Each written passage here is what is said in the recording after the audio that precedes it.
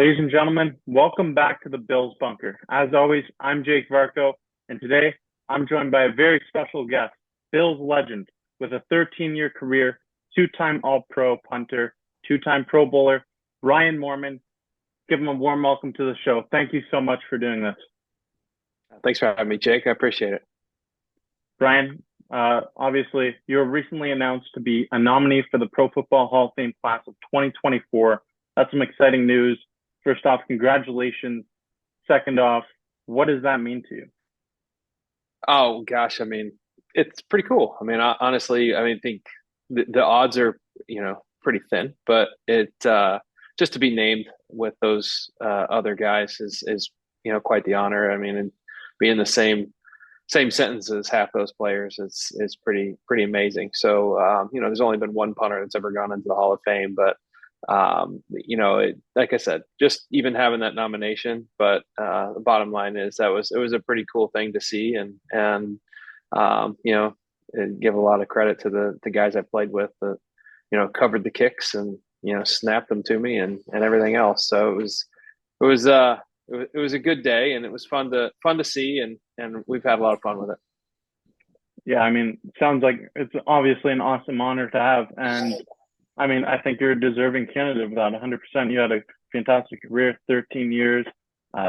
You mastered the trickery with the Bills on the special teams there. So if anyone's deserving of it, it's you for sure. What would Oh, be thanks. your favorite memory that stands out from the rest during your 13-year career in the NFL? Oh wow.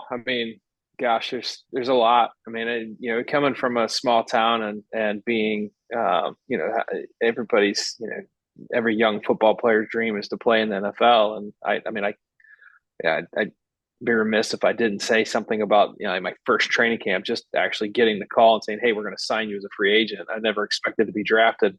The Rams had called me and asked for my hat size and my shirt size, and I was like, "Oh my gosh, are they going to draft me?" And then they drafted somebody else, and it actually worked out to be a better deal. Was signed by the Seahawks, and just going and getting, checking out a helmet and being part of an NFL team.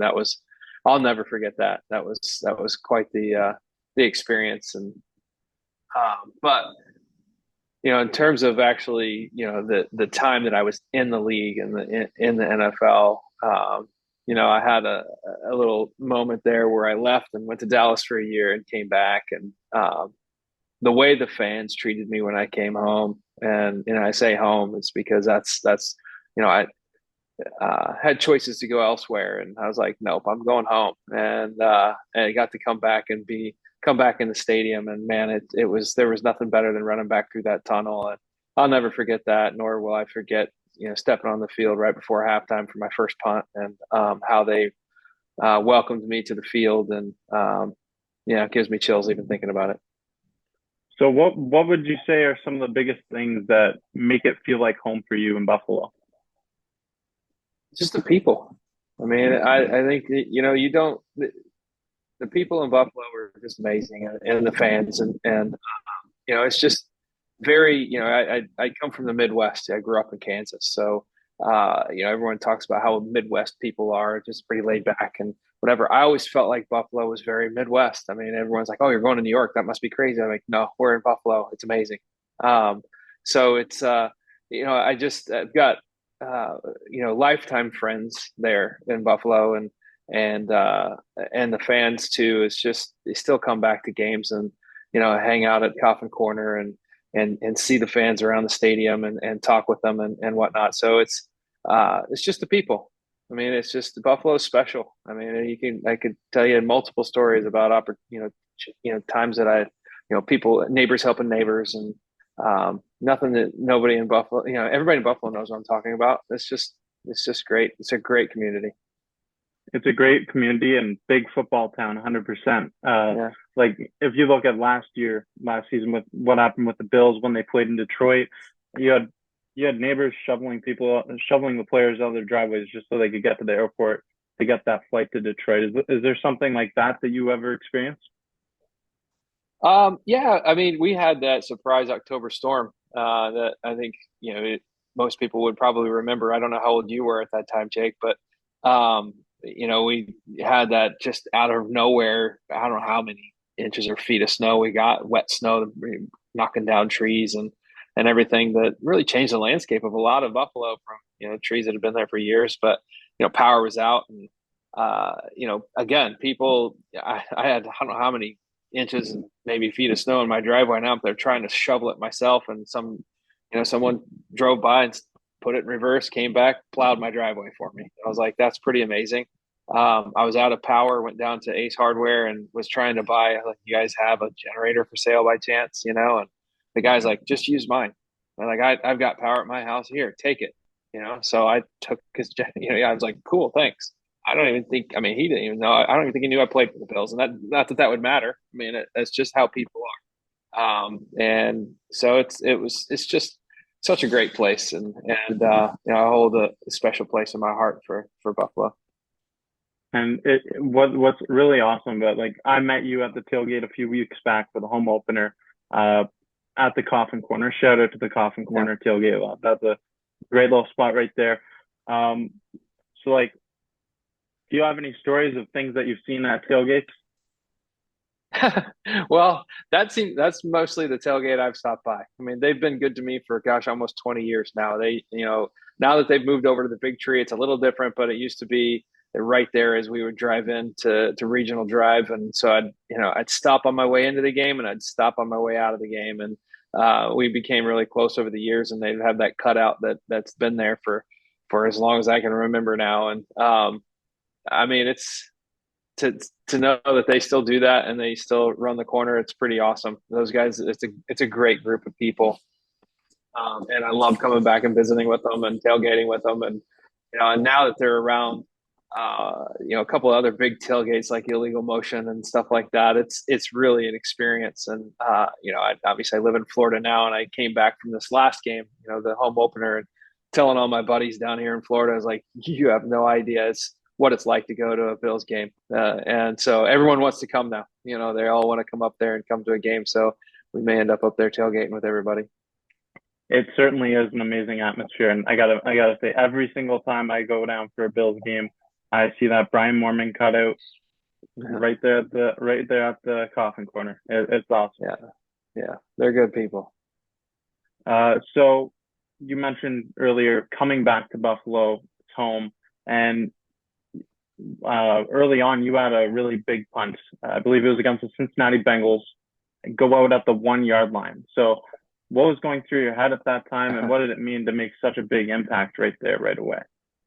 So that was the one I was just talking about whenever you asked about big memories, right? I mean, that was the one. And what was going through my head when I stepped on the field, I'll be honest with you, please don't shank this punt.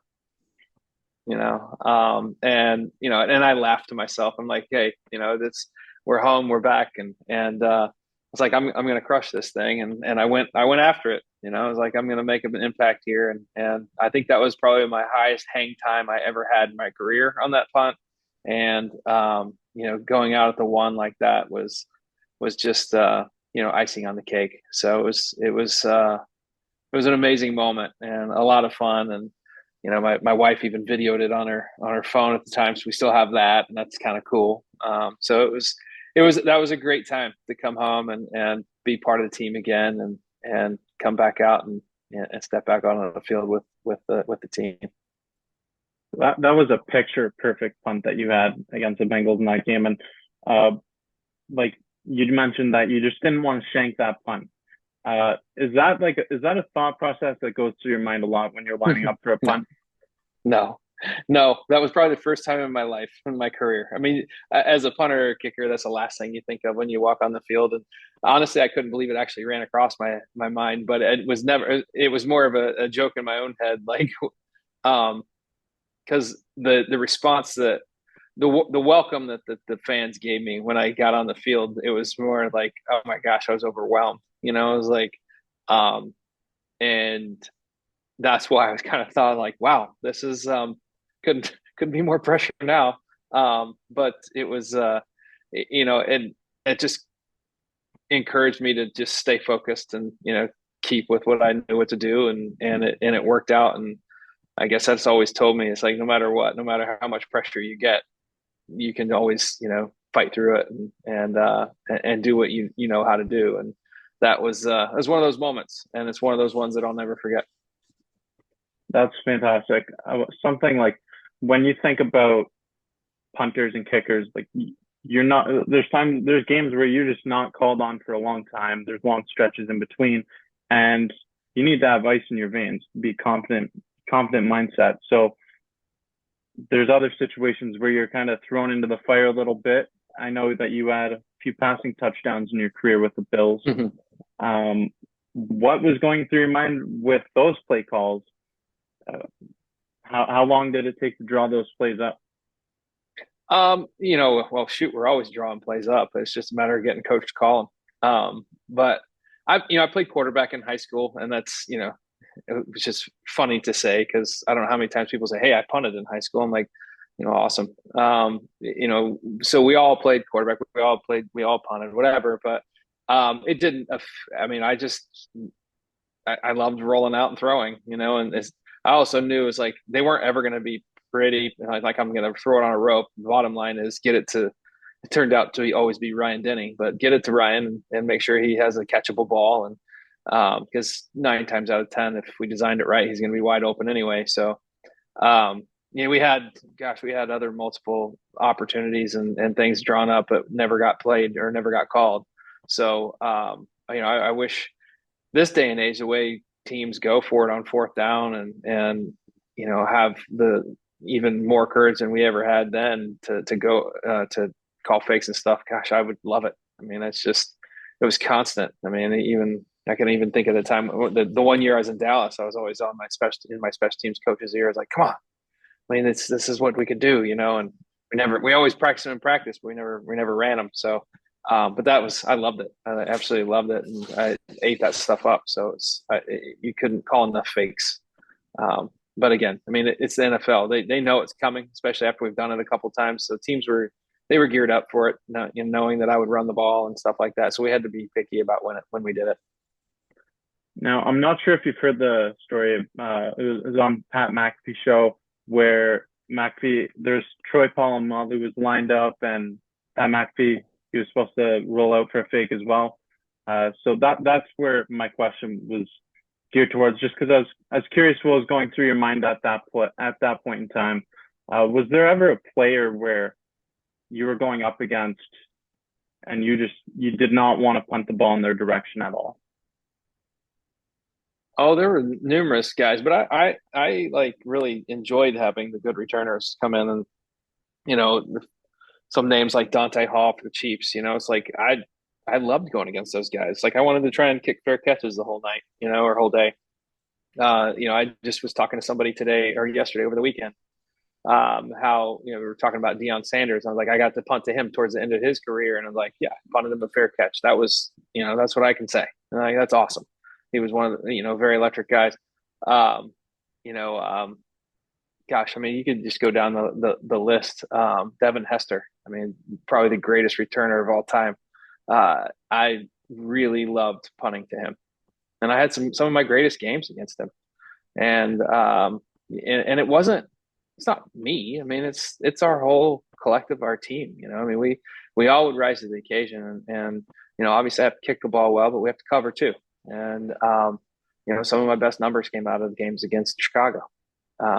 So you definitely have your challenges, and we talk about them all week. So I visualize it and see myself punting them, either whether it be out of bounds or up high, getting fair catches, things like that. That's my job. So that's what I would visualize, and that's what I try and teach. The young kids I'm coaching now. It's like it's constant, right? I mean, you got to be thinking about it. You got to stay focused. This is how you go to that next level. And sometimes I pinch myself that I actually was at that next level, but I think back to what it takes, and those are the types of things I think that you have to do. So it's kind of that iron sharpens iron mindset. Was there ever like a situation where you made a tackle that stood out from all the other tackles you've made in your career? Not really many tackles, no. I like to run guys down, but I was not much of a hitter. I would never admit to that. It's more of like, hey, if my job is I want to kind of make sure I can like shoo them back into my teammates that that they're paid to tackle. Like Yeah. this body doesn't really take tackles very well. Not at that level. I mean, you'd be surprised. Gosh, I remember one time I bumped into Sam Gash on the field, and he was one of our fullbacks, greatest guy, and but he was like a rock wall, that guy. And I was like, some guy is hitting that guy every play, and he was solid. So he wasn't the only one out there, and I took a few shots, and I tried to tackle some guys. And I mean, my first game in the career, I just told this story the other day too, was against New Orleans, and I don't know if anybody remembers the beer man that was the return man. They literally took him out of the stands as the return man. He was selling beers at games, and I think this was his second year when he was there. But anyway, he was returning kicks. I was kicking off at the time. He broke free, and I was like, all right, I got to prove myself to this team. This is the first time, first game, first time in the NFL. I'm gonna make this tackle, and I bounced off him like nothing. And I mean, he was like hitting a wall, and I'm like, oh my gosh. Um, I think I knocked him out of bounds. I'd have to go back and watch the film, but I think I got him out of bounds. I can't really remember that part of it, but probably because he about knocked me out. Yeah, it's got to be pretty intimidating going up against some of the guys. Like the size of these human beings is insane. And they get bigger and faster and stronger every year. I mean, it's like these players. I mean, they even punters and kickers. I mean, it amazes me how far they're kicking the ball now. I mean, from field goals, we used to think, okay, 53 yards. I hope it goes across the crossbar. Now they're kicking it, and it looks like it's about to go over the net from 53 yards. So these guys are strong. They're big. They've been doing it their whole life. Instead of like for me, I was a track athlete that started punting, and I played quarterback, I played safety, I played 8-man football. So it wasn't like punting was just kind of a okay, cool, I'll do that, and but a lot of these kids they're honing their skills, and they're very talented, and they're very good at what they do. So I feel very very lucky and blessed to have done what I did for a living. So you mentioned there you were a track athlete and you started punting. What age did you start punting? Oh, I mean, I messed around with it in high school. And then, the senior on the team used to always get to be the punter. So by the time I was a senior, I got to be the punter. Before that, I was kicking, and that was my real passion. I loved kicking. I loved kicking field goals and whatnot. So that's what I thought I was going to walk. I did walk onto the college team for, and we just had a ton of them. So I was like, well, I don't have a punter, so I'll start punting, and I'll do kickoffs, and that just kind of took off from there. So it wasn't like punting was kind of an afterthought to me, and then I fell in love with it. Were you always like a solid punter, or did it take a lot of effort to build that up? Well, I mean, for where I was at, I played NCAA Division II. I played at Pittsburgh State University in Kansas, so I had a really good freshman season. I mean, I think I was, I don't know, top 2 or 3 in the nation or whatever. I was an All American all 4 years, so I definitely I took to it, and then I started, then I really started working on it. I was like, all right, I feel like I can be good at this, but never did I ever think in my wildest dreams I was going to go in the NFL. It was more like when I do something, I want to do it well, and I want to try and be the best at it. And so I was trying to be an All American, or trying to lead the league or lead the nation at the time in college or whatever. And that happened once, and I think I was second another time. So it was, yeah, that was a good run. And then just things kind of worked out. I went to Seattle for training camp, and then to Europe, and back to Seattle, and back to Europe, and then landed in Buffalo. And not only did you land in Buffalo, but you landed in 2 Pro Bowls.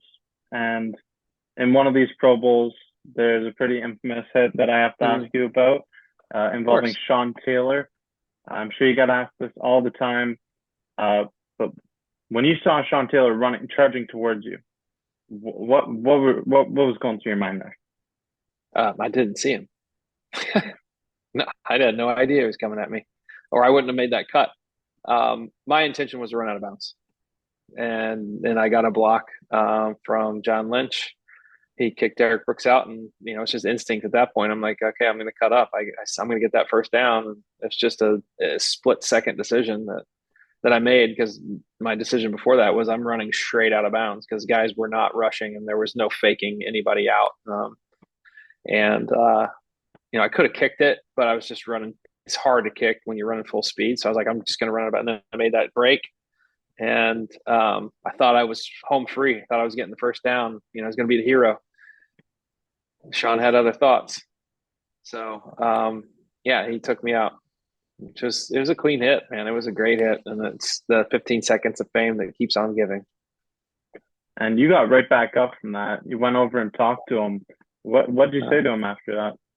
just nice hit. I just wanted him to know I was up. That was all. He was pretty excited about it, but I was like, "Come on, man!" I weighed like 170. Um, but he got me good. But to me, I was like, okay, quick assessment, jump up. Don't be the guy that lays on the ground and wallows in the fact that you just got crushed by this guy. Jump up and then I saw him out there. I was like, oh, I'll tell him nice hit. It's the Pro Bowl, Um, it's like we might as well have some fun with it. And I never talked to him again. I mean, I never ran across him after the game. I didn't see him at the hotel that night. And, unfortunately, things kind of went sideways later with him that offseason. So I wish I'd had the opportunity to talk to him about it and do a couple interviews with him now. Yeah, definitely really unfortunate, that whole situation. Rest in peace, Sean Taylor. Uh, so during your playing career, I understand that you wore earplugs during the game. Is that correct? I did. Yeah. So what was the what why would you do that? And did you find that it helped you?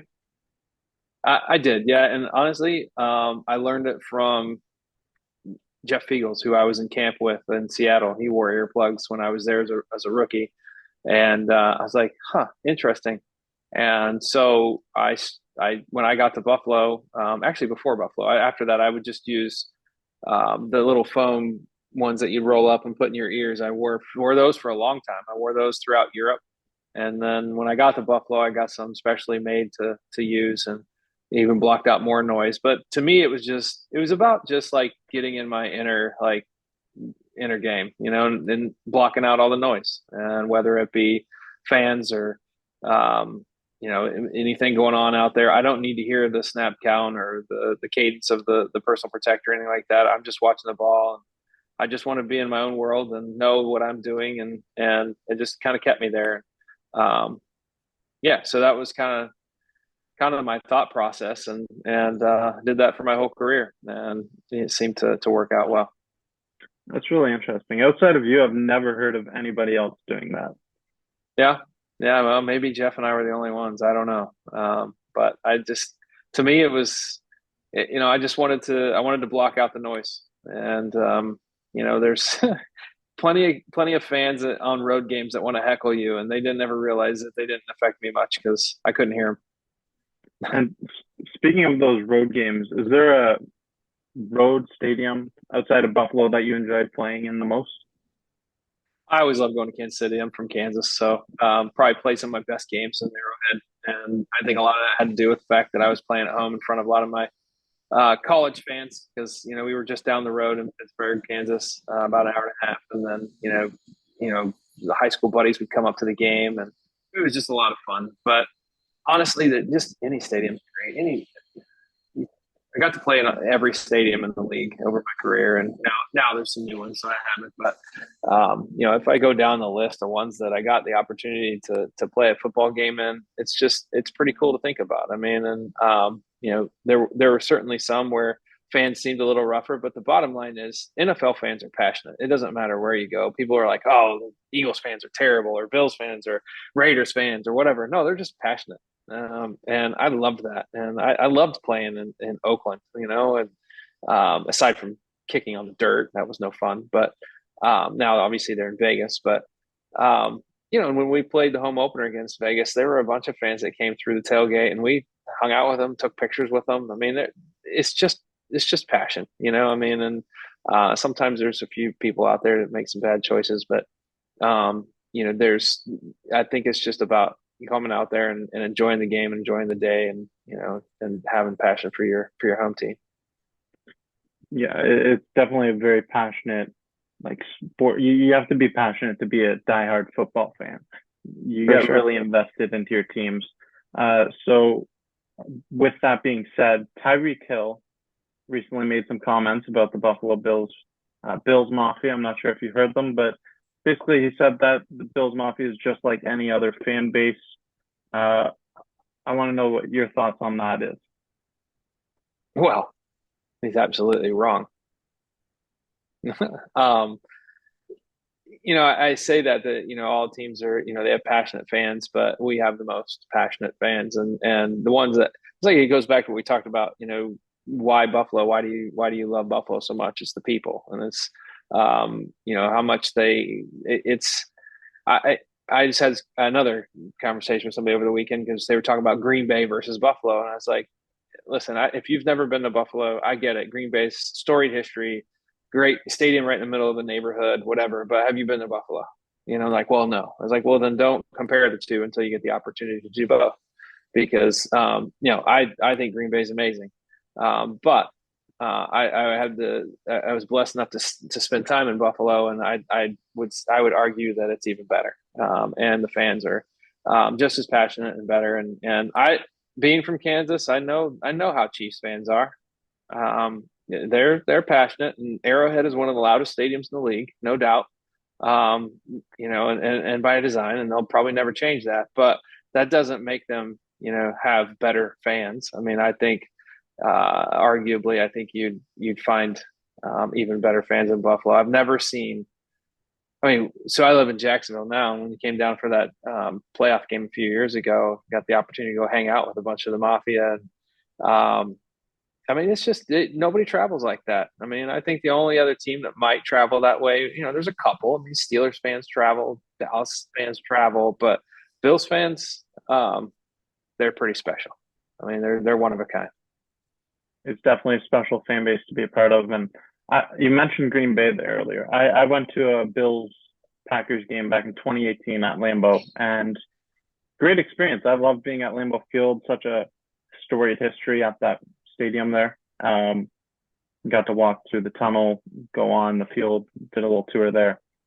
Not quite your tour, but Lambeau, it was fun, but nothing gets me as pumped up as being at a Buffalo Bills home game. That's my take on it.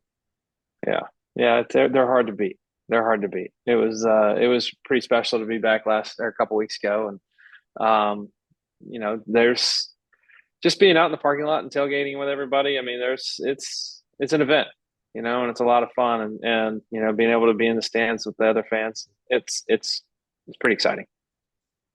Certainly is. Uh, what do you think what do you think winning a Super Bowl would mean for the city of Buffalo and the Bills Mafia fan base? Oh, geez. Um, I think that's a no-brainer, Jake. I mean, it'd be pretty special. I mean, I think that there's something that, you know, gosh, I mean, I talked to people when I was there and I was playing there. It's like, I people that grew up not seeing us make the playoffs or, things like that. I mean, it's just such pent up desire for success. Whether, Bills and Sabres, really. I mean, it's just they feel like they deserve it. You know what? Let's just go with that. Bills fans deserve it, and I hope this is our year. And I do feel like things. I mean, it's early. You can't sit and get too excited too early, but we want to be hitting on all cylinders in December. That's the key, and I feel like Sean's got things going in the right direction. I think the defense looks great. Obviously the offense is clicking. This last week was a good test. I mean, that was going to be like, okay, what's going to happen when you got the team that comes in that just scored 70? How are we gonna react to that? All right, well, we'll just put up 50, and hold them to 20 or whatever it was, and so that was an impressive game. Whenever the Bills do win their Super Bowl, will you be at the parade? Will I be at the parade? Yeah. I would love to be at the parade. And quite frankly, I would not be. I'd probably stay and watch the game in Buffalo and fly up to Buffalo to watch the game versus actually go to the game because I want to be in Buffalo when it happens. So more than likely, that would be I would love to be at the parade. It's just obviously as a former player, I wish it had happened while we played. But I'm super happy for the guys that will be on that team someday and what they get to experience. So it will be a great moment for Buffalo, and it'll be a great moment for the Buffalo Bills. Waiting on that day to happen. Can't come soon Yeah, enough. yeah. Um, so obviously you have so much community involvement with the area of Buffalo, still going back to uh, Bills games, attending the games, going to the Coffin Corner. A lot of great stuff that you're doing. And something else that you're doing, you have the Punt Foundation. Can you tell our viewers more about that Punt Foundation and how they can contribute? Well, we formed the Pod Foundation back in 2004 and ran it while the entire time that we were there, and even a little bit after, and eventually felt like it was good to take my name off of it to make sure that it was originally Brian Moorman's Pod Foundation, and decided okay, we're going to take my name off of it, and that way other players could get involved. And we were lucky enough that guys like Garrison Sanborn and Lee Smith and Lee eventually introduced. Dawson to it, and they've run with it. And I think I'm very proud of what we built. Very proud of the programs that we started. My wife and I, all the programs that are run by Pun are still ones that we started, and continuing to run smoothly and do well with the support of Dawson and others, and of course the community. So the families that we met and the children that we met, and this still are very extremely special to us. Still text back and forth with many of them, parents and kids alike, and stay in touch. And that's just it was a really special time, and it's why we started it. We wanted to give back to that community, and we're proud that it continues to do so. And it's why when down in Florida we've started trying to do the same thing. We move into a new community and we try and find a way to give back. So we do a couple fundraisers and actually have one coming up soon, and we'll be doing one down here to help children battling cancer in Florida as well. So it's just what they're going through and what the families are going through. It's hard to explain, and I don't think anybody really can ever say they understand. I never could say I understand. I never felt like that was the right thing to say, because I didn't.